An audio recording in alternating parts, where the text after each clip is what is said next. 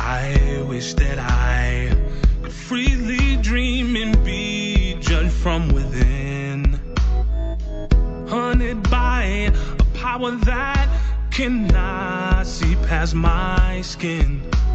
My views are viewed. All right, welcome back to the final hour at the Roundtable with Man. I'm your host, Larry Ellison, in studio with my brother.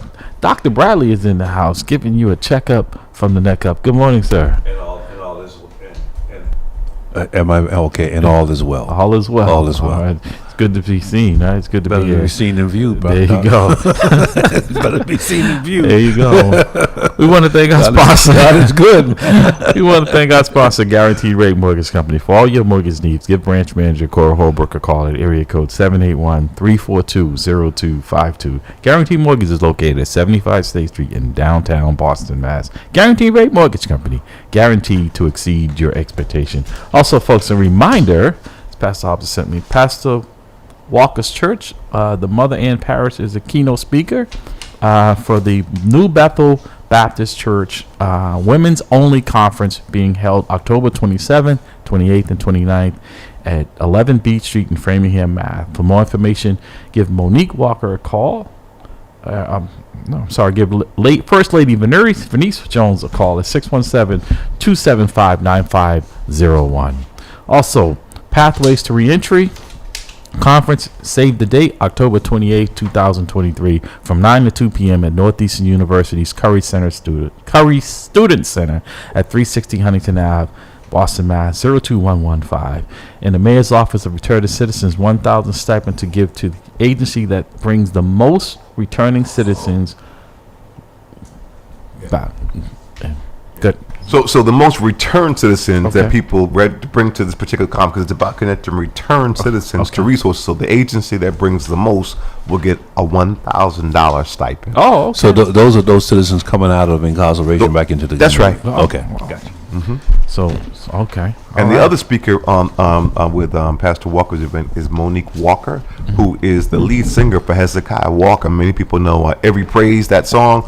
So this is the lead singer who will be the other keynote speaker with Mother Ann Parish, who's also... Any relations between her and Pastor Walker? No. Oh, okay. But she is the ex-wife of Hezekiah Walker. So she's got a powerful testimony for women. Okay. Gotcha. Okay. Again, you're listening at the Roundtable with MAMLEO. The call-in number here is 617-282-0685. 617-282-0685. And we're happy to have on the line at-large City Councilor Julia Mejia. Number 4 on the ballot, folks, as you didn't hear in our last hour. She is up for re-election. We've been discussing some of the issues here in the city of Boston, which folks don't understand. Let's give them a little civics lesson. An at-large councilor, which there are 4, they represent all of the citizens, and then you have your district councilors that represents a little small geographical pie. But the at-large councilors have more of a responsibility. As a matter of fact, if I'm not mistaken, Councilor Mejia topped the ticket for the number of votes in this last cycle. But there's been a little shift change because 2 of her folks who were running at the same time have already been eliminated from the process. So they didn't get the job done, so they were voted out. That's what happened. Whatever the issue was, it's very hard to get unelected in Boston. I hear you. So that's what I'm saying. to get unelected, something really had to be wrong. Speaks a lot. It's a seismic It shift. speaks volumes. So, Councilor, welcome back. Thank you for holding on. And good folks, if you have any questions for the councilor, she's going to give you. She's been generous enough to give us a few more minutes of her time in this hour. I want to be. I want to clarify some things because I don't want people out here talking about that.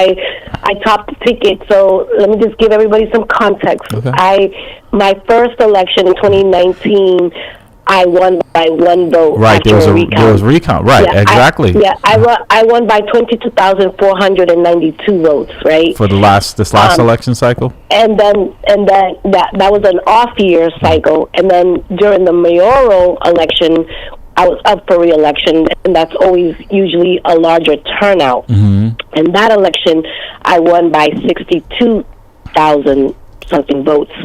I didn't top the ticket. I was less than 400 votes shy of being the number 1 vote getter. And that, I believe, is because I endorsed Carla Montero, who was a social worker, for the same seat that I was running for, and I spent most of my time and energy trying to get her into the council because she and I had done some work. She worked at with the sheriff's county, the Family Matters program, and she and I did a lot of work with great folks person. who are doing re-entry. Yeah. And I worked with parents to make sure that their students who have incarcerated loved ones were set up for success. So I got to know her through that work, and I really wanted her to be on the council with me.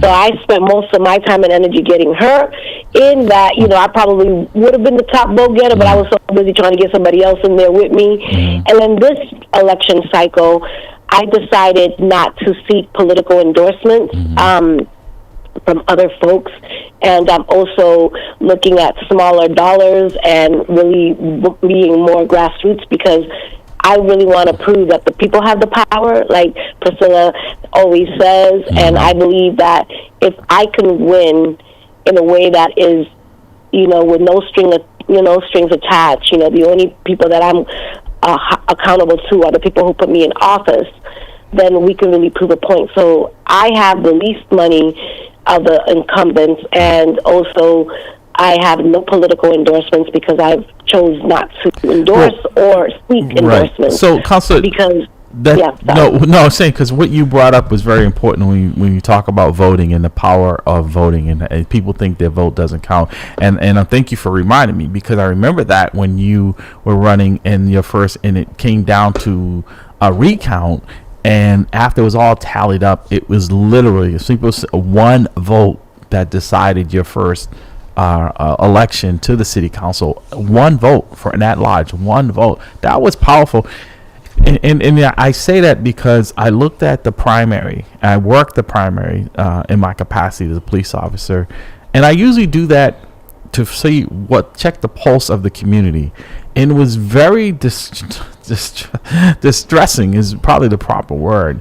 The low turnout the precinct that I was at was one of the more popular places where I usually see a large turnout. I was there from 7 a.m. and this is at Morning Star till 4 p.m.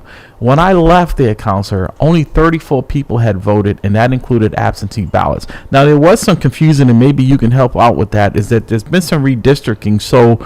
Normally there's 3 precincts in that location. There was only one open for that day.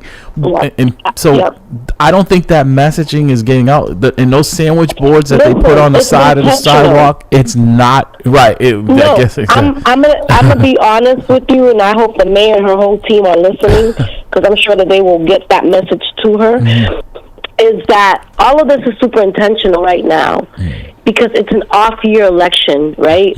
And not only is it an off-year election, there are some folks who are running unopposed. So there's no traction in District 4. There's no traction in, in different parts of the city. So this is the year, if you want to knock out somebody, an incumbent, this is the year to knock us out. So also, right? Council, what about this realigning, redistricting? And because of the redistricting happening, there's no communication out in these streets about where people are supposed to vote. That was a huge confusion. So that is voter suppression. Okay.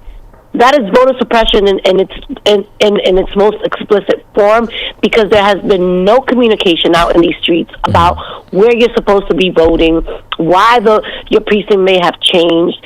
There has been no targeted effort made to educate Black and brown people in particular, because these things happen in our neighborhoods, right? And so it's upon us as, or at least, the people who are running for office, to have to do extra work. So who's going to benefit from that is the people who are in power. Yeah. And the people who want to dominate the narrative, right? And that's why, for me, I would rather lose and uplift my people than, win and neglect us. So I'm going hard in communities that don't come out to vote, because those are the people that I serve, right? And that's why I stand a chance of losing my own seat, because the people who I fight the hardest for don't vote under normal circumstances, let alone during an off-year election. There's no mayoral race. There's no president. Like, this is the year, if you want to shut my mouth out, this is the year to take me out. Wow. So, Counselor, we got a couple before we let you go. So, you know, in our 7 o'clock hour, we're talking about churches closing in the community, and the I-Team for Channel 4 did a spotlight on that and the number of churches that have shut their doors because of financially. I know there's nothing that the council can do per se financially, but we talk about that because there is a connection between our spirituality and how we approach the things in life, right? Any suggestions to our listening audience out there of why the two cannot exist, have to exist in the same space? They need to coexist, because without that, we're seeing it, right? Where people don't have a spiritual connection within themselves, and they have very little love for their brothers and sisters. Yeah. So I don't know if you've also read there was an article, I forget who put it out, in regards to how even some of our clergy, our pastors, our reverends, who are also experiencing fatigue and mental health issues, and they're not getting the supports that they need because they're also carrying it all, right? So it is a number of different things that are at play within our the faith community as it relates to just church closing. Like, they're just like overworked and overwhelmed. I've seen this, and I have witnessed this myself from some of the clergy that I have interacted with. And I think you're absolutely right, Larry. This whole idea of separation of church and state, it feels like in many ways we are closing our doors to God and to hope and faith. And I always say, you know, they can lock us up, they can do all these things, but what they can't take away from us is our hope, our faith, and our joy, right? Because those are the only things that we have left at this point, right? And I think that we have gotten so far away.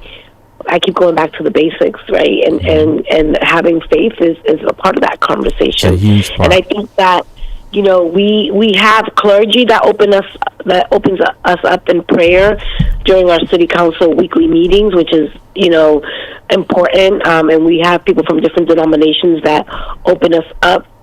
But I think that if we don't find other ways to talk about spirituality or talk about, you know, I think what people think is like the soft skills, like love and, you know, compassion and the things that we learn, you know, in the Bible.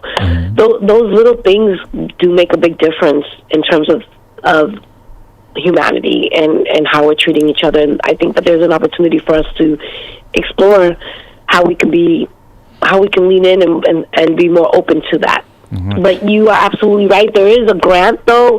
The CPA, the Community Preservation Act, is a fund that exists in the city of Boston that is used. That I know that there are a number of different churches that have. We're sitting in one right now that has benefited from that, and we're seeing improvements. So I just want for those who are listening and don't know, that is another area of funding that exists that is open to denominations.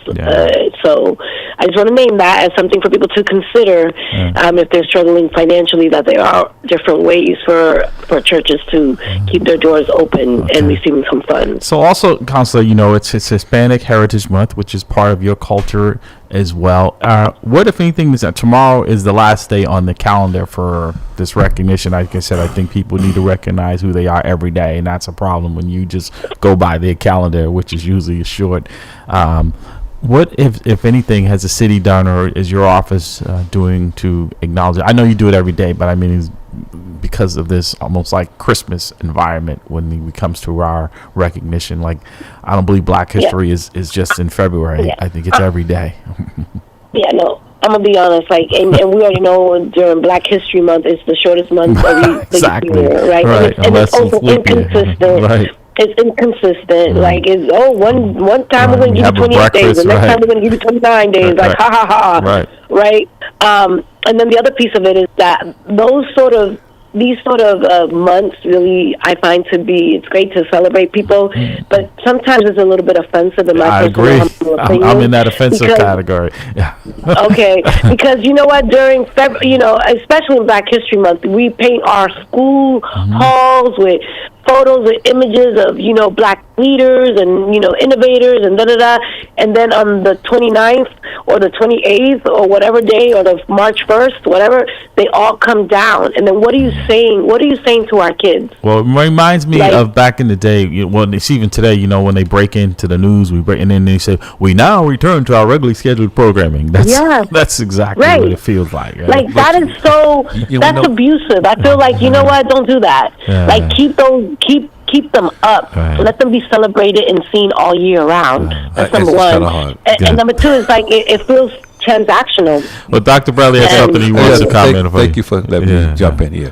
One of the things that as she was speaking, I said to myself, it amazes me that we have all these months for different cultures, but we don't have a European month. We don't have a month where we're actually celebrating European. Yeah. In other words, it's for them all. Not delegated. It's all year round. They did it all day, Dr. Bradley. You know what I mean? No, absolutely. Yeah. So, Counselor, before we let you go, we wanted to give you an opportunity to make your pitch to our listening audience, to the voters of the city of Boston. We have a broad appeal and so many different markets there, but why should people be re-electing Julia Mejia for city councilor at large on November 7th? Don't change my voting day. It's not May. It's November 7th, y'all. Y'all better put that in their calendar November right now. 7th, 2023. November 7th. That's only a few weeks away. It is, yeah. I'll say this, right? I have a growth mindset, right? Like, I have had to learn my job publicly while doing it, and I'm number one, a public servant. I'm not really a politician. And I've already passed 15 pieces of legislation since I've been in office, and I have secured millions of dollars to support the social, emotional, and financial well-being of those that I serve. And let's not even talk about the programs that I've designed, because when I see a problem, I've always been a community organizer and someone who's like actively engaged. I fix it, or at least I try to, and do the best that I can with whatever tools that I have. And I feel like because I've learned so much in such a short period of time during a global pandemic and racial and civil unrest here in the city of Boston, and as someone who survived the busing era, because I came here in late, mid-70s at the height of it, and I was bused from Dorchester to East Boston during the second phase of that busing era. Like, I live it, and I still experience a lot of the racial tension that exists here. I was in South Boston not too long ago, and I was told to speak English. This was America. Wow. And I remember being told to go back to where I came from in the 70s. Like, the hate is real. Yeah. And because I am always talking about systems of oppression, and I'm always trying to dismantle it, I feel like my voice is needed on the council because I have no fear in speaking the truth, because I'm always seeking the truth and speaking the truth that I know. Yeah. And I'm also one that I'm a reflective leader, right? So I walked in there ready to burn down the whole damn city, right? Like, everything got to go, right? Yeah. But I have learned over the last 3.5 years is that we're not going to get to where we need to be by making anyone feel alienated or left behind, right? And I've been really reflecting in this particular year, more so than any other, how important it is for me as a leader to really utilize my platform to bring people in instead of just calling people out. And that's why I've been modeling behavior, working alongside MAMLEO, working alongside Diego, working alongside community groups, and working alongside other folks so that we can all start seeing each other and not just pointing fingers, right? Right. And I thank you for flagging that you have that growth, because it's very rare that you hear politicians saying, hey, you know what, maybe I need a different approach. And this is why I early in the broadcast was saying that I think there's a misconception that you're anti-police. I don't feel that towards you. With me, we have a different type of relationship. But I think sometimes if we don't explain it, then the narrative that other people paint is that is who you are. Again, flagging the fact that you're willing to acknowledge, there's been some mistakes, and I probably need to tweak some things instead of calling people out, calling them in. I like that term, because I think sometimes when we do that, people then don't want to have a conversation with you because they feel like there's no reason to. You've already made your mind up. And if I may just add one thing, to arm her with more information about that. Just because you're anti certain police practices doesn't mean that you're anti-police. Like I said, we would be as well, Doug. We would be as well. I mean, so I'm all in on it, because there are practices. The money that the city has paid out for lawsuits, and in the recent state, $40 million of discrimination against black and brown police officers. And these are the people who work there. So I get where you come from. I think sometimes it gets twisted, what you're trying to say or how you're saying it, because it's hijacked. It's hijacked, and I get it all the time. I can't believe you're saying that as a former retired police officer. Yes, I am, because you're actually taking away the professionalism when you behave in such a manner. So I'm sorry, Counselor, go on. No, Dr. Valley, because what it does is that it feeds into the narrative that is divisive, right? And and then it gives people a path to ignore what the real conversation is, and that's why I always go back to but wait, this is what I'm talking about, right? Don't try to water down what I'm getting at, because I am very,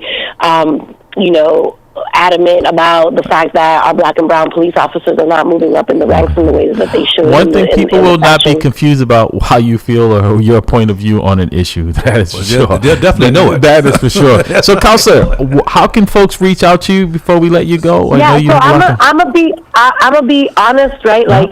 So I need help getting my word out, because I don't even have enough money to send out any mailers. So not everyone's going to even know that I'm running. So I'm door knocking, and I'm utilizing social media. And I'm trying to get my message out in forums. Do you have a campaign office that you're? I have a campaign office. And where is that located? If people want to stop by. Okay. If people want to stop by, my campaign office is at 344 Talbot Ave, right next to the McDonald's and H&R Block, across the street from Common Community Health Center. So I'm right there, 344 Talbot Ave.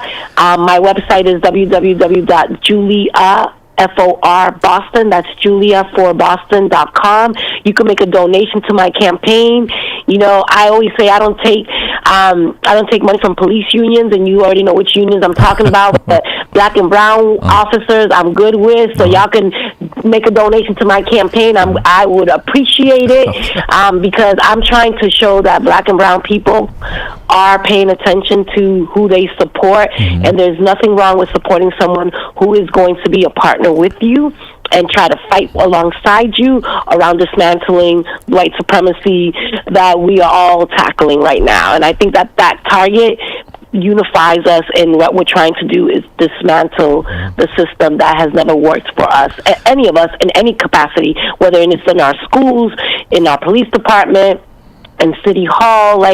There's a lot of residue here, y'all, and I think that people forget. I've done a lot in a very short period of time, and I want my third term to really, I'm not going to be out here passing laws and all this stuff. I did that 15 already. I want to pause, and I really want to start focusing my energy on bringing people together across their differences, so that we can start working on the things that we do agree upon, and that we can start building relationships on those things, because then when it becomes time for us to work on the things that are a little bit harder, we've already learned how to treat each other. And that work is part of the work that no one does on the council, and as a community organizer, I believe that I'm well positioned to be able to bring this city together on difficult issues across race and across ideologies, and that's what I want people to measure me on in my third term, is my ability to do just that. Well, there you have it from her mouth. City Councilor at Large Julia Mejia, we thank you for gracing the airways here at the round table with MAMLEO. Hopefully we can get an update from you before the election, to call in. Like I said, we are open to hearing and interchanging ideas and views here at the round table, not to stifle people, not to say, well, because a certain segment doesn't agree with it. I don't agree with everything that you've said, but what I do respectfully is that we can have a dialogue like this. I don't see you as my enemy, and I'm sure you don't see me as such. That's right. I know that, but it's great that we can exchange ideas, we can exchange dialogue, and going forward, I look forward to doing that. So Julia Mejia, she is up for re-election at large city councilor November 7th. Folks, come out and vote. We can't tell you who to vote for. She's telling you to vote for her, but I'm saying is here, we don't tell people to vote for. Like I said, it is very troubling when I'm sitting there all day long. The folks in election, folks, we want to be busy when we're there. When we only have 34 people vote in almost 12 hours. That's just not acceptable. If the vote wasn't important, they wouldn't try to take it away from you. Hello. So thank you, Council. Anything going on today that people can come out and... Yeah, I'm doing. I'm going to be speaking at the Margarita Munoz School. There's the Malcolm X Park that's being inaugurated today. There's like EC events. There's stuff all over the city. But I wanted to thank Dr. Bradley. I really do appreciate you. I don't think we've met before, but I'm glad that I was in your presence today, because I felt like I had a partner there riding shotgun alongside Larry. And Larry, you know, I've always had much respect for you. You were one of the first calls that I made when I ran in 2018, 2019. And, you know, I have so much respect and admiration for you. And I always see you as a mentor. And before any hearing that I have, you're the one that I reach out to make sure that I got it right.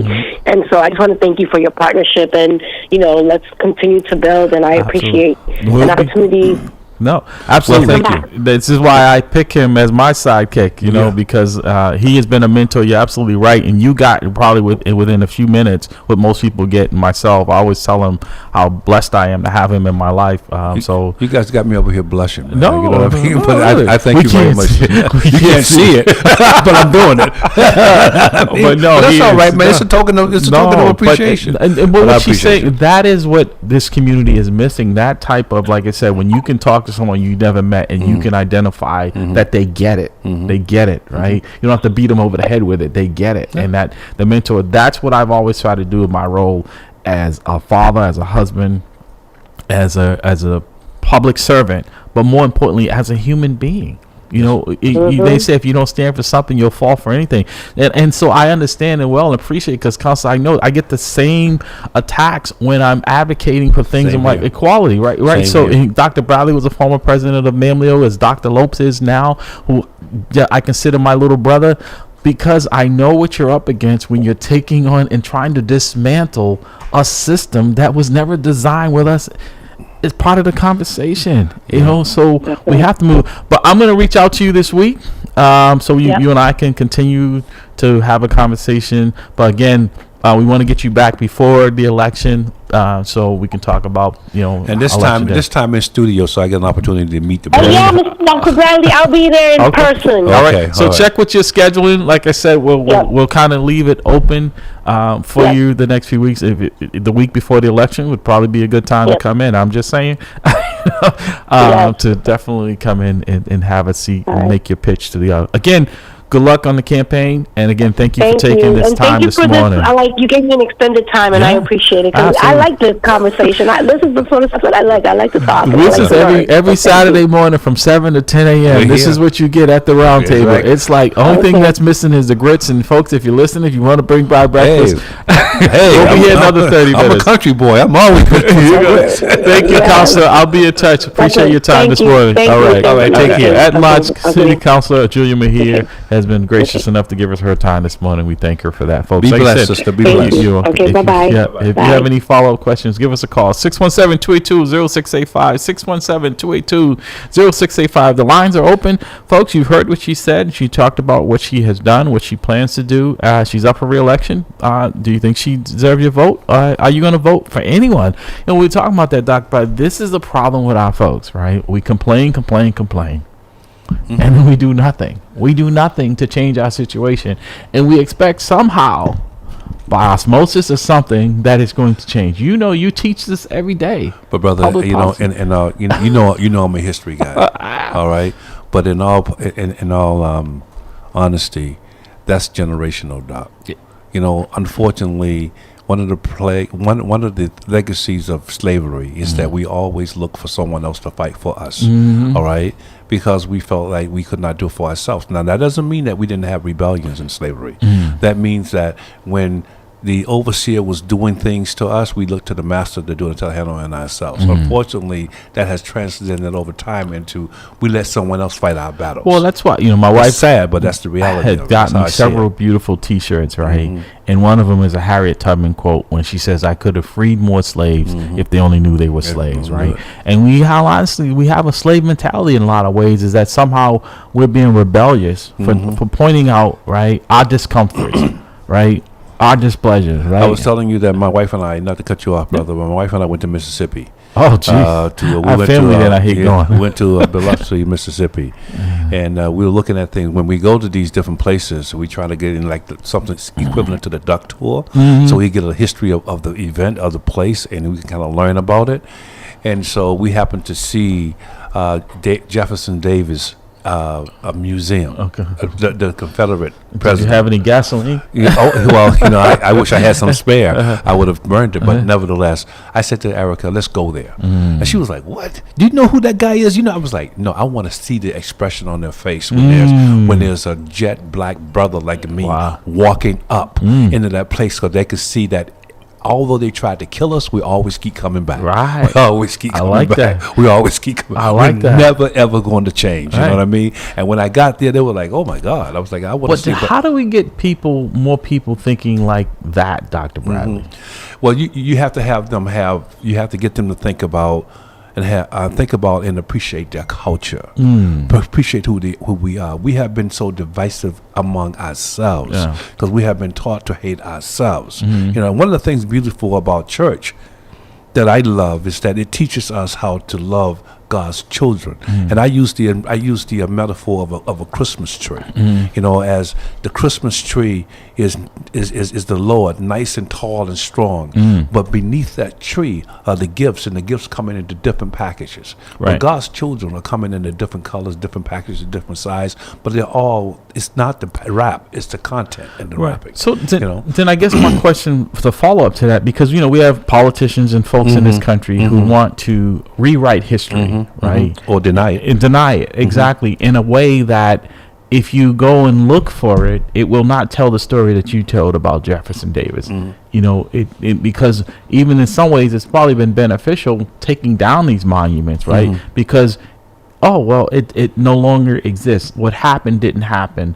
Like one of the candidates who's running on the Republican side, and the governor of Florida, who has a Hitler mindset, in my opinion, of wanting to burn books and what you can and cannot read, try to somehow rationalize that slavery was a job program for black people. I mean, you talk about this ultimate disrespect was a job program, to say that it was Carnival Cruise Lines that brought us here. But brother, the sad part about it is that some of us are buying it. That's what I'm talking about. Some of us are actually saying, "Oh yeah, my father was a blacksmith, or there were black people who owned slaves." So were they compensated? Exactly.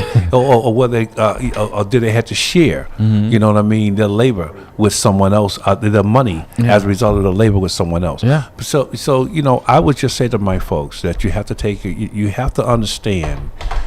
You have to understand and appreciate your history. Yeah. And when you actually, that's one of the reasons why. But what's that famous saying that folks who don't learn from history, you're doomed to repeat it. You know what I mean? But get an amen. But the issue here is, Larry, is that if you don't know your people, your history, then it's hard for you to get an appreciation for you, and that translates into if I don't appreciate me, then I'm not going to appreciate people that look like me. Right. So it's easier for me to actually unleash the power of a 38 when I got a guy on the business end of a 38 because I don't like what I look like anyway. Right. That feeds into the violence among us. Right. So the divisiveness among us feeds into the violence among us. Before we grab this call, though, Dr. Browder, do you think it's because I don't see that, like as you just alluded, I'm listening to what you're saying, that I don't see his struggle, that person's struggle, she struggle as my struggle. I don't see them as my brother. Like, when the counselor was talking about, how she immediately gravitated to you, right? And I knew exactly what because that's the relationship. We didn't know each other. No, we didn't. We built that where we call each other brothers, not just in some symbolic thing, but in how we treat each other. We mean right? it. We mean it. Absolutely. You know what I mean? But see, the thing is that when you have let me put it this way. There's a reason why we are not, history is not taught. There's a reason why, in particular, African history is not an option. Right. You ever ask yourself that question? Yes. African history is not an option in our school system, because how can you tell a people that you're subhuman? You're less than you don't deserve humanity, the dignity. You're a waste of oxygen. And then when you actually teach someone a history of Egypt, you realize that Egypt civilized Europe. Right. Egypt civilized Greece. Right. All right. Then after Greece dropped the ball, there was 500 years of dark ages, and then the Moors civilized Rome. All right. So Africa civilized Europe twice. You know what I mean? And so you start talking about civilization, it comes from Africa. So how can you tell the people of that continent that they are worthless when they civilize everybody else? When you stripped them of all their wealth, beginning with their people. Right? And then all the minerals, all the other material thing, but the most valuable commodity that you took from them was their people and the dignity that came with it. How did Kojak said, "Who love you, baby?" There you go.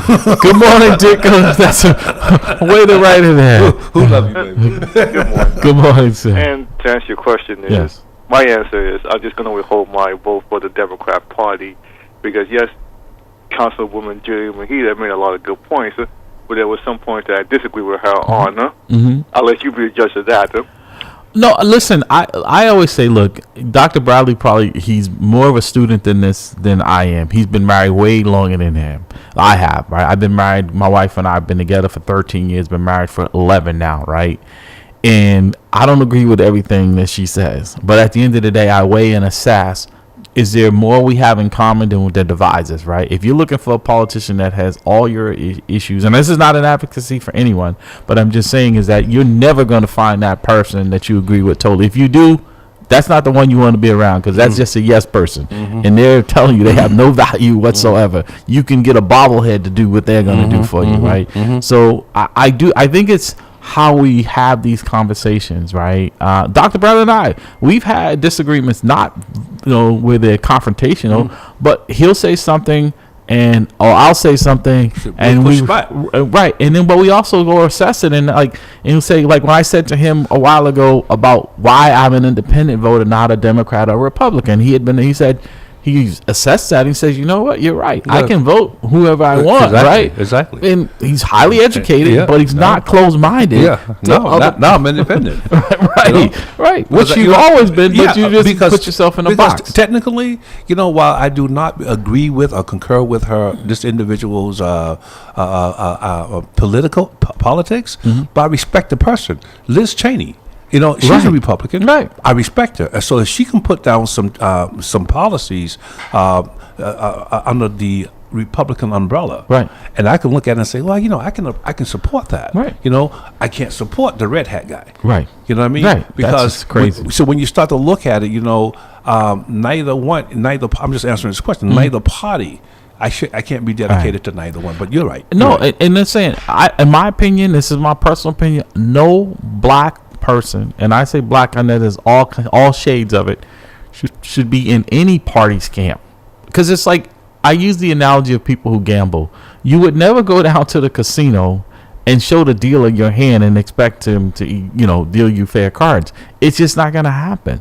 So you have to say, okay, you have to work for our vote. But again, Dicko, we don't hold people accountable. Like I was saying to Dr. Bradley, I'm like, the two city councilors who were just unelected, Laura and Arroyo, right? They didn't see that come. That is rare. And I'd be willing to bet that they're getting fired did not come from the people in our community who are impacted more by what they do. Some folks who they represent, because both of them represent West Roxbury, Rosendale, those areas. Think about those two councilors are on that side of town.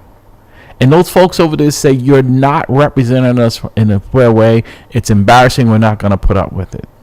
And now they will not be reelected. They have not been reelected upcoming the new city council cycle. But you won't find that on this side of town. Well, for a quick history lesson, for over 6 decades now, black people have been voting Democrat for a very long time. And it's hard to change a person's mindset from being a Democrat to a Republican or independent, and vice versa. I strongly feel that the Democrats had done nothing to help black people, period.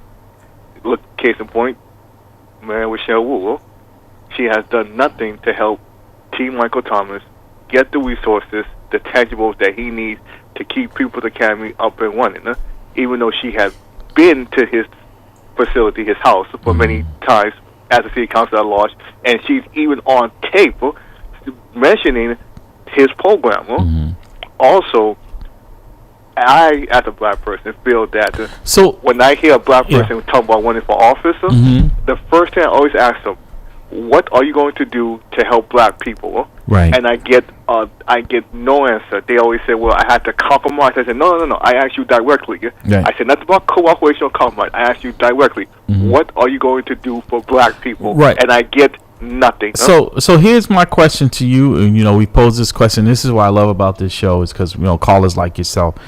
Is I also throw it back. What are we doing, right? I know you're trying to do your part. See, Dr. Bryce, what are we doing as a community, right? Because just think about killing each other. Right, the number of people in our community. If we all contributed $1 to T. Michael, he wouldn't need to depend on the city of Boston. So what are we doing to uplift ourselves? We know how valuable that program would be for our community, right?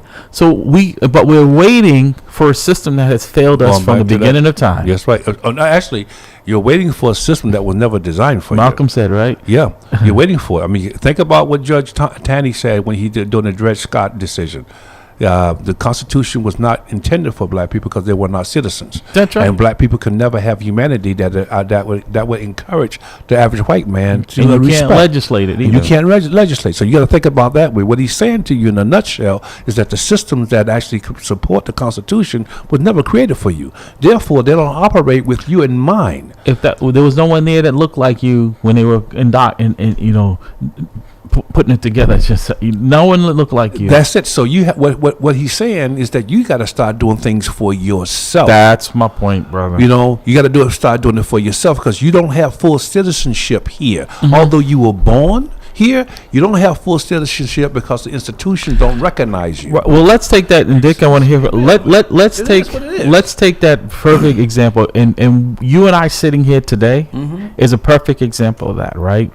When we, as president of MAMLEO, I came and said, we don't have a voice, a consistent voice where we can get our message and we can talk.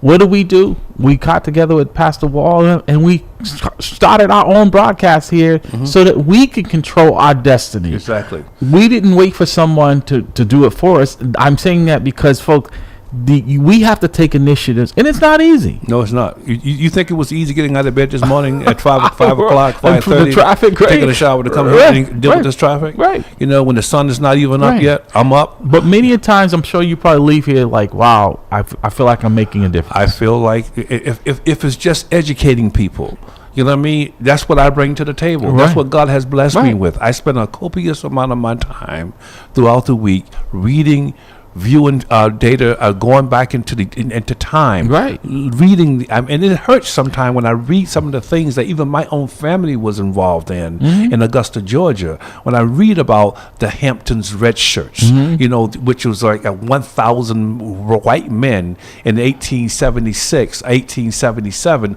who beat, murdered, and raped black people to get back white control of South Carolina government. Bradley, that's why people comment quite frequently on your analysis of things, and that's why your voice is so important to this broadcast. And I mean that sincerely. This is not a competition. I tell folks it's the yin and yang. Yes, sir. Right, where we feed off each other, and it's that information, but it's also knowing each other over the years. Our callers, some of the frequent callers, they challenge us to do better. Yes, they challenge us to be better. Exactly. You know, and so like people people have. I know they have issues with Councilman here and probably say, why you have because it is not my job to try to tear people down. No. It is to try to hold them accountable. But the system, not to cut you off, brother. Listen, the system actually relish the fact, appreciate the fact, encourage the fact that we would tear each other down. Exactly, because if we don't do it, then we might start to collaborate, and if we start to collaborate, we might be able to put an agenda together to challenge the system and be successful in the challenge. Division has always been how they divided us, right? Absolutely. Going back, right? You're a darker complexion than me, right? So now, it's always been, that where if you were lighter complexion, people didn't see fade. If you were darker complexion, you were the boogeyman. Go right back to Phil House and Phil and House ends. Right. You know what I mean? But that's the way you separate, and then we get into Divide it, and conquer. today we call it colorism. Right. You know what I mean? And when people comment about my nice, beautiful, very very dark skin, I always say it's a badge of honor. Absolutely. This is what we look like before the slave master started tipping and the slave master wife started lying. And you see people out there wanting to aspire to get a little of that. They not like, you know what I'm saying, right? They want to aspire that don't look like you. That aspire to want to get that tag because they see it has a benefit. It's like it is what it is, dog. So Ditko, we always pose this question to you, and you always, like I said, on top of your game. Sorry about that. What do we do differently? Because we all collectively talk about this to nausea, and like I said, and then when I go and see only 34 people show up to vote, and the councilor said she's concerned because of the turnout in our communities, right? And then what we always ask people to go and fight on our behalf, and we don't support their efforts. I know you've been in the seat as president of MAMLEO, Dr. Bradley. The number of people that, for instance, this $40 million judgment, a lot of those folks who benefit aren't even members of MAMLEO, wouldn't walk in that door. But they ain't too proud to take that check that they're going to receive. You know, so they'll take it real quick. Absolutely, and then, not even a thank you. And then go right back and talk about your leave. And talk about how bad MAMLEO operates. Or they're just party people. They don't really do anything for us. Right. But that's what the system wants. Exactly. That division has been our downfall for the longest time. So, Ditko, I ask you again, sir. What can we do differently? Is there anything we can do? Because our problems, a lot of it is self-inflicted. When we can see, I think it was Cliff who called in earlier about the young man being shot down yesterday at 2:00 in the afternoon, and people were going on business as usual. The media, if they can find any time to talk about it in between what's happening in Israel, and if they do, it's going to be you better look quick because it's going to go by. But it shouldn't be us waiting for them to tell us about what's going on. What can we do? I'm not going to say just you. What can we do to change this narrative? Well, we got to go back to the basics. And by basics, I mean when black people used to own and control our own news cycle, our own media, our own production, the whole works. Secondly, we as black people had got to face reality that the older generation, the civil rights baby boomer generation, is again, I'm being realistic here. I'm not being like death's door or anything like that, are slowly passing away, and we have to teach the next coming generation, Generation X, Generation Y, Generation Z, whatever leg you want to put in front of it, to make sure that we can succeed in having a brighter future for ourselves. Because I don't like to sound a negative Nancy or anything like that, but if we keep bringing up the same old problems and not creating real solutions, then the future generation is going to pick up the torch where the previous generation left off. And also, for a politician standpoint, and I know this is never going to happen, but I have to say anyway, these politicians have got to stop lying to us, and stop surrounding themselves with a bunch of yes people. And please, black people, don't congratulate or be all uppity about the first black so and so, the first black so and so. If that first black person doesn't came from the area where we as black people, Georgia, the Washington man resides at, right. then that Right. that first black person isn't going to have black people's intention in mind. Right. He or she is just going to follow what their boss is going to tell them to do. Well, So Pastor Hobbs has something to say, but I want to just speak quickly to what you just said, because I was at our conference last week, and the former, I didn't even know she was no longer the commissioner, the former police commissioner, first black female police commissioner in New York. Yeah. And she was the keynote speaker, and she knocked it out the park. But what she left me with was, she said, everyone is celebrating that I'm the first. I'm the first. She says, as much as that's appreciated, and I think you'll have the same impact I do, she said, what I want you to do is work to make sure that I'm not the last. Amen. Amen. And I was like, wow, how powerful that was. Yeah. Forget about I'm the 1st. Make sure I'm not the last. Yeah. And, so Pastor Hobbs, I just wanted to share that. Yeah, that's powerful. In that same vein, about him saying us controlling our own, right? So here, Boston Praise Radio and TV Network, right? 74-year young pastor, right, who birthed this multimedia. This is a gem, and we're here. But people call in. Right. People don't give one dime. People don't actually, and they critique. People aren't volunteering. It's Renee, myself, really holding up, and Pastor Walt, 3 volunteers. Yeah. No, we don't get paid. No, and even to that point, you're right. MAMLEO, we pay for our time on this broadcast, right?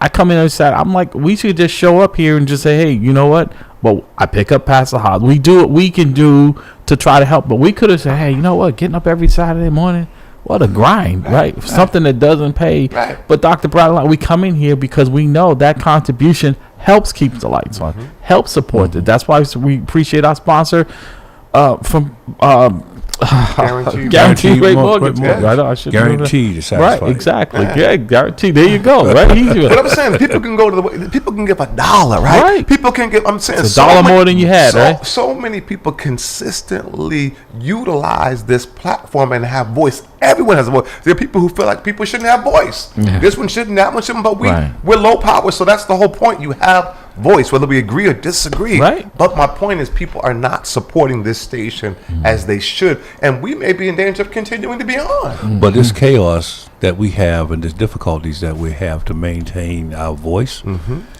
what it does is that it supports the establishment, because the establishment creates the chaos within us. Sure. You know what I mean? So we stop and we have that kind of level of support that you're talking about. Yeah. And then it becomes possible to become not a low-level station, but a high-level station. Right. And then it becomes a statewide, then a national-wide, then a worldwide.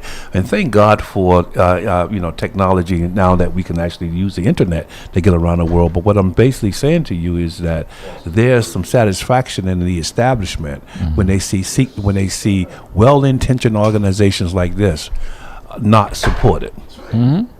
I think as you, Dr. Bradley, and you guys alluded to, they will appreciate this voice when we no longer have it, right? They know that's always the case. Exactly. Mr. Well,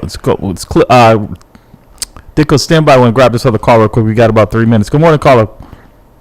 Good morning. It's me, Jamal, again. Yep. So I just heard my good brother, Pastor Hobbs, again, with his impassioned thing about giving voice to all. Yep. Which is a premise, well, not all, but you know what I mean, a broad voice, which is a premise that I agree with on the basic level. The problem with that becomes is, so for instance, Hobbs, I need to get on the air Wednesday night because I have this oil that when you rub it on your body, it cures cancer, okay? And you hop on 1 foot 2 times, and then you go to the left, and then you send me $25, and we're good. So my thing is, the line that should be drawn is, we want to provide information to people, information they may not be privy to, information they may not agree with, but it still has to be credible information. Because if not that, then we are then providing disinformation, misinformation, or in the case of the worst case, where some people are using this, their whatever platform they can get on, to basically affect a con and a scam and a fraud. And those are the types of things I we think just have to that's be a fair. cautious of. I think that's a fair assessment because we try to. You don't want someone coming in here, like I said, tell them they have a cure for something or whatever, right? Yeah. You know, I think that's become responsibility. and that's why they always put up the disclaimer before the broadcast. Exactly. Don't sue me. Right. Always say don't sue me. They're crazy ideas. No, I think fair. that's a fair, Assessment. Mm-hmm. Absolutely. Yeah. No, I don't. I'll underscore again capacity, right? So again, 3 people, a 74-year young man, right, and 2 volunteers are the people really. So again, capacity. So it's wonderful, we're critiquing, it's well received, but we need help. Yeah. What are you doing about it? Yep. So How do you support? hopefully the help is on the way. I mean, you guys we've done fundraisers here, but it doesn't seem to break through getting what is really needed. But I have offered my services over the years as quality control and ombudsman. I'd like to say I've also done a little bit of web and graphic design. So I mean, I get it, and everybody has to, in my view, pitch in where they can. If somebody's out there with some deep pockets, send some money. If you got some time to, volunteer or something, do that. Everybody should get in where they fit in, and we just have to do better of utilizing all of our skills, coordinating, making everything better, and eliminating the things that don't advance us. Well, Jamal, you got the last word. Amen. I will most likely see you tomorrow. Ditko, thank you, sir. Appreciate you all tuning in. Appreciate all listeners out there. The text messages are coming through. Want to thank Councilor Julia Mejia for her calling, her time this morning, as well as our guest. Thank Rhodes. You've been listening to At the Round Table with MAMLEO. I'm your host, Larry Olson, with my co-host, my brother from another, Dr. Bradley. I'm here. Be blessed. All right. Who loves you, baby?